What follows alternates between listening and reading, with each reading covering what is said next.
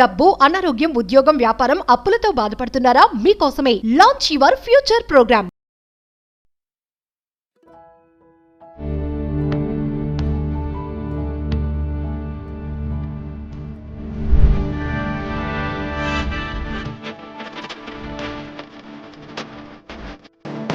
ఇక్కడ మట్టి వినాయకుల్ని ఎలా తయారు చేస్తారు, ముడి సరుకులు ఏంటి, మరి ఈ అచ్చులు ఇవన్నీ కూడా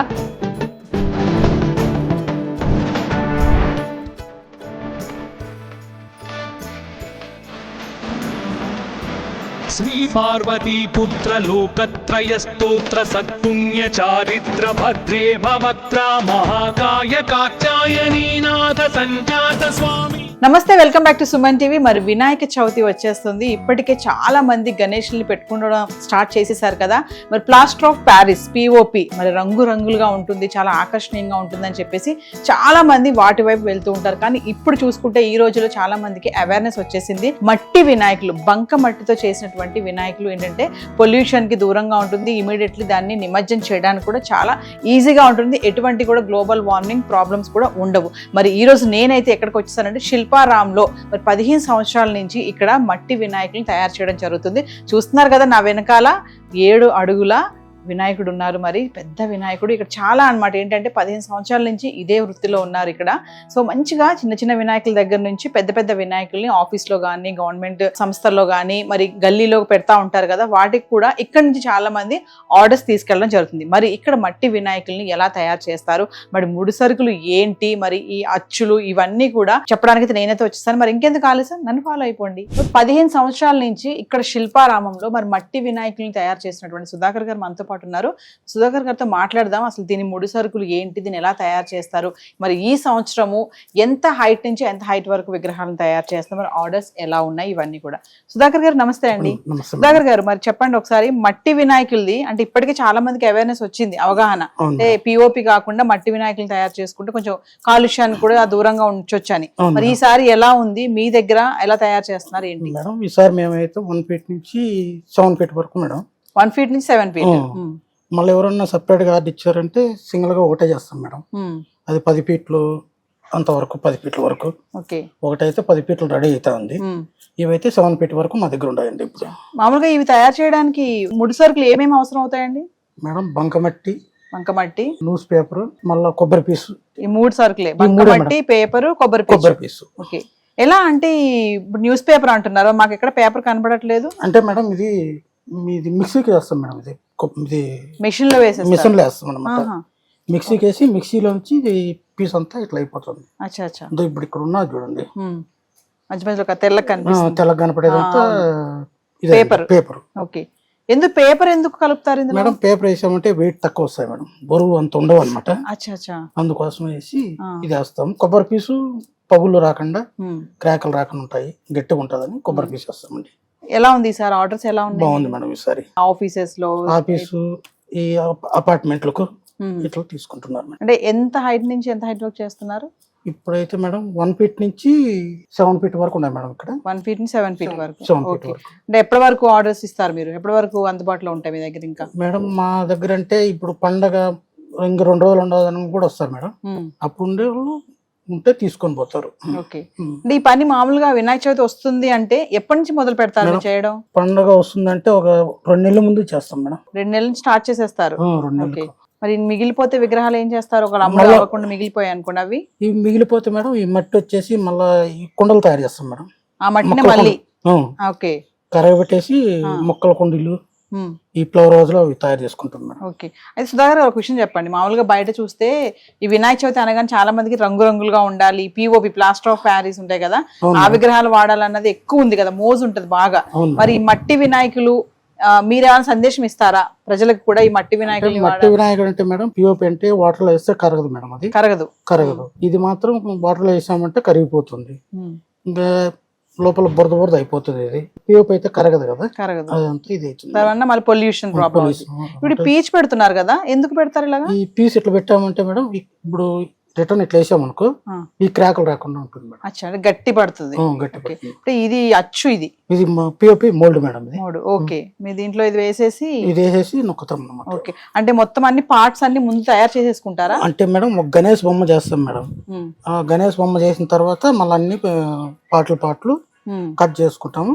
ఓకే, అప్పుడు డై చేసుకుంటూ వస్తాం అనమాట. అంటే కట్ చేసి పెట్టుకుని వాటి మళ్ళీ అతికిస్తాం. ఓకే, అన్ని అంటే ఒక బొమ్మ తయారు చేయడానికి ఎంత టైం పడుతుందండి మేడం? ఒక్క బొమ్మ ఇది 7 feet అయితే మేడం దగ్గర వారం రోజులు వస్తుంది మేడం. వారం రోజులు. ఇంకా 4 feet అయితే ఒక 3 రోజులు 4 రోజులు. అంటే ఇప్పుడు ఎండ ఉంటే ఎక్కువ ఒక 3 రోజులు అయిపోతుంది. ఎండ ఇట్లా వర్షాకాలం అయితే మాత్రం కొంచెం లేట్ అవుతుంది మేడం. 4 రోజులు అవుతుంది, 5 రోజులు అవుతుంది. ఓకే,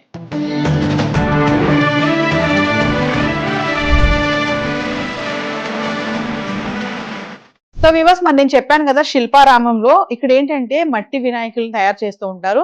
అన్ని పార్ట్స్ అన్ని ముందు తయారు చేసేసుకుని తర్వాత వాటిని అసెంబుల్ చేయడం జరుగుతుంది. చూస్తున్నారు కదా, ఇక్కడ నా వెనకాల చాలా వినాయకులు ఉన్నాయి. మరి ఇదిగోండి, ఇవన్నీ ఏంటంటే అచ్చులు. ఇది తొండం అనమాట. ఇదేంటంటే ఇది లడ్డు హస్తం అనమాట, లడ్డు పెడతారు కదా. సో ఇవన్నీ ఏంటంటే అచ్చులు. సో దీని ద్వారా వీళ్ళు పార్ట్స్ అన్ని తయారు చేసేసుకొని దాని తర్వాత అసెంబుల్ చేయడం జరుగుతూ ఉంటుంది. ఇక్కడ చూస్తున్నారు కదా 7 feet గణేష్ ఇక్కడైతే ఉన్నారు. మరి ఇక్కడ చూడండి, ఇలా బాడీ తయారైపోయింది. ఇక్కడ హెడ్ ఇంకా తయారు చేయలేదు. హెడ్ తయారు చేసి ఇక్కడ అతికించడం జరుగుతుంది. అలానే చూసుకుంటే మరి ఇక్కడ ఇంకొక వినాయకుడు ఉన్నారు. ఇక్కడ చూడండి, మరి తొండం ఇంకా అవ్వలేదు. తొండం తయారు చేసి తొండం పెట్టడం జరుగుతుంది. మొత్తం ఏంటంటే పార్ట్స్ గా మొత్తం తయారు చేసేసి వీటిని ఒక దగ్గర అసెంబుల్ చేసుకుంటూ తర్వాత వీటికి మళ్ళీ పెయింటింగ్ వేయడం కానీ ఇవన్నీ కూడా డెకరేషన్ చేయడం కూడా ఉంటుంది కదా, ఇదంతా కూడా చేయడం జరుగుతుంది. ఇవన్నీ కూడా ఏంటంటే 7 ఇంచులు 5 ఇంచులు 4 ఇంచులు 2 ఇంచుల వరకు కూడా వినాయకులు ఇక్కడ తయారు చేయడం జరుగుతుంది. చాలా మంది ఏంటంటే ఆర్డర్స్ ఇక్కడ నుంచి తీసుకెళ్తా ఉంటారు. నేను చెప్పినట్టుగానే కార్పొరేట్ ఆఫీసెస్ లో కానీ గవర్నమెంట్ ఆఫీసెస్ లో కానీ ఇంకా గల్లీలో కూడా కొంచెం పెద్ద వినాయకులు పెడతా ఉంటారు కదా. ఎక్కడన్నా చూడండి పిఓపి అంటే ప్లాస్టర్ ఆఫ్ ప్యారిస్ విగ్రహాలు ఏంటంటే కొంచెం మెల్ట్ అవ్వడానికి టైం పడుతుంది. అవి కరగవు కూడా. దానివల్ల ఏంటంటే పొల్యూషన్ ప్రాబ్లమ్స్ వస్తూ ఉంటాయి. సో చెరువులు కానీ కుంటలు కానీ ఇలాంటి వల్ల సమస్యలు వస్తూ ఉంటాయి. సో ఎప్పుడైతే మనం ఈ బంకమట్టితో తయారు చేసినటువంటి విగ్రహాలను అయితే వాడుతూ ఉంటామో ఇది కరగడానికి ఏ మాత్రం టైం తీసుకోదు. ఇమీడియట్లీ వాటర్ లో మెల్ట్ అవ్వడం కూడా జరుగుతూ ఉంటుంది. మనము సుధాకర్ గారితో మాట్లాడడం కూడా జరిగింది కదా. ఇన్ కేస్ ఇవి కనుక మిగిలిపోయే విగ్రహాలు అంటే మరి ఏం చేస్తాను అడిగినప్పుడు ఆయన ఒక మాట చెప్పారు.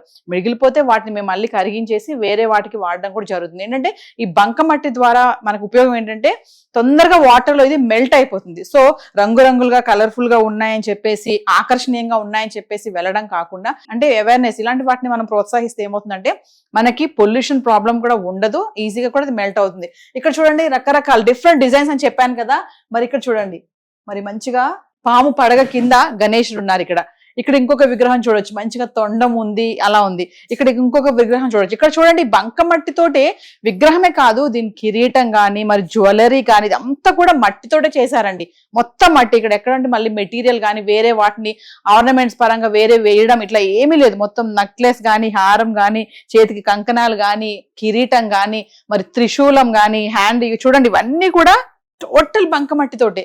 ఫైనల్ గా వీటికి ఏంటంటే చక్కగా రంగులు దిద్దుతారు, మంచి ఆకర్షణీయంగా వినాయకుడి తయారైపోతారు. ప్లాస్టర్ ఆఫ్ ప్యారిస్ విగ్రహాల ద్వారా ఇటు చెరువులు కుంటలు హాని కలుగుతున్న నేపథ్యంలో ఇటు స్వచ్ఛంద సంస్థలు ప్రభుత్వాలు పర్యావరణాన్ని ప్రోత్సహించేందుకు మట్టి విగ్రహాలను వాడాలని ఎన్నో ఏళ్ల నుంచి చెబుతున్నారు.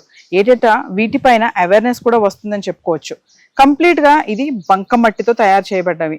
వాటర్ లో డైల్యూట్ అవుతాయి. ఎందుకంటే బంకమట్టి, ఎర్రమట్టి, కొబ్బరి పీచు, పేపరు తో తయారు చేస్తారు కాబట్టి మనం చూడొచ్చు ఇక్కడ తయారు చేస్తున్నారు కదా. చక్కగా చిన్న వినాయకుడిని బంకమట్టి పెట్టి దాంట్లో కొబ్బరి పీచు వేస్తున్నారు. చెప్పారు కదా సుధాకర్ గారు, పేపర్లు మిక్స్ చేయడం వల్ల మొత్తం మెషిన్ లో దీని అంతా మిక్సీ చేసేసి ఇప్పుడు బొమ్మను తయారు చేయడం జరుగుతుంది. ఎందుకంటే దాన్ని ఒక అచ్చులో తీసుకొని అచ్చులో బంకమట్టిని అద్ది చూస్తున్నాం మనము.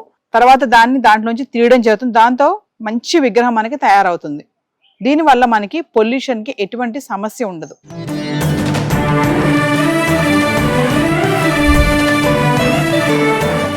సో వ్యూవర్స్ మరి చూస్తున్నారు కదా, చూడండి ఇక్కడ వినాయకుడు మొత్తం తయారైపోయారు. నేను చెప్పాను కదా స్టార్టింగ్ లో మరి కిరీటం కానీ జ్యువెలరీ కానీ లడ్డు కానీ మరి చేతికున్న కడియాలు కానీ ఇవన్నీ కూడా మొత్తం బంకమట్టితో చేశారండి. ఎక్కడ కూడా వేరే ఎటువంటి ఆర్నమెంట్స్ ఉపయోగించలేదు. టోటల్ గా చూడండి కాళ్ళ వరకు ఉన్నటువంటి ఆ పీఠం కానీ ఇది చూడండి గోల్డ్ కలర్, ఇదంతా ఏంటంటే కలర్ వేశారు. ఇదంతా మట్టే. ఇది కానీ ఇయర్స్ కానీ కిరీటం చూడండి ఎంత బాగుందో. అంటే మనం చూడడానికి ఇది ఎలా ఉందంటే కిరీటం తీసుకొచ్చి పెట్టారనుకుంటారేమో, కాదు, ఇదంతా కూడా మట్టితో తయారు చేసింది. ఎందుకంటే ఈజీగా కూడా ఇది వాటర్ లో పెట్టగానే తొందరగా కూడా అదంతా కూడా కరిగిపోతుంది అనమాట. ఎక్కడ మనకి పొల్యూషన్ కి ఎటువంటి ప్రాబ్లం ఉండదు, కరగదు అనుకోవడానికి లేదు. చూడండి కిరీటం చూడండి, మా చేతిలో ఇది చూడండి, మరి కడియాలు, లడ్డు, ఇది కూడా బంకమట్టే, మొత్తం కంప్లీట్ గా బంకమట్టి. మనకి వినాయక చవితి పూజ అయిపోయాక తర్వాత దీన్ని తీసుకెళ్లి డైరెక్ట్ గా ఇలా వాటర్ లో పెడితే చక్కగా అనమాట మొత్తం కరిగిపోతుంది. ఎక్కడ మనకి ఏది కూడా వేస్టేజ్ అనేది ఏది ఉండదు. సో మనము ఇలాంటి మట్టి వినాయకుల్ని ఎప్పుడైతే మనం ప్రోత్సహిస్తామో మనకి పొల్యూషన్ కానీ, చెరువులు కానీ, కుంటలు కానీ నిండిపోవడము, అవి కరిగిపోకుండా దానివల్ల మళ్ళీ వేరే వేరే సమస్యలు రావడం, ఇలాంటి మనం చాలానే చూసాం కదా. కానీ ఇలాంటి మన బంకమట్టితో తయారు చేసినటువంటి విగ్రహాలను ఎప్పుడైతే వాడతామో దీనివల్ల మనకి పర్యావరణానికి ఎటువంటి ప్రాబ్లం అయితే ఉండదండి. మరి ఇంకెందుకు ఆలస్యం, మరి మట్టి వినాయకుల్ని మీ ఇంటికి తీసుకెళ్లి ఘనంగా పూజలు చేసుకోండి. మరొక ఇంట్రెస్టింగ్ ఐటమ్ తో మళ్ళీ మీ ముందుంటాను. This is Naveena, video journalist, ప్రేమలతో.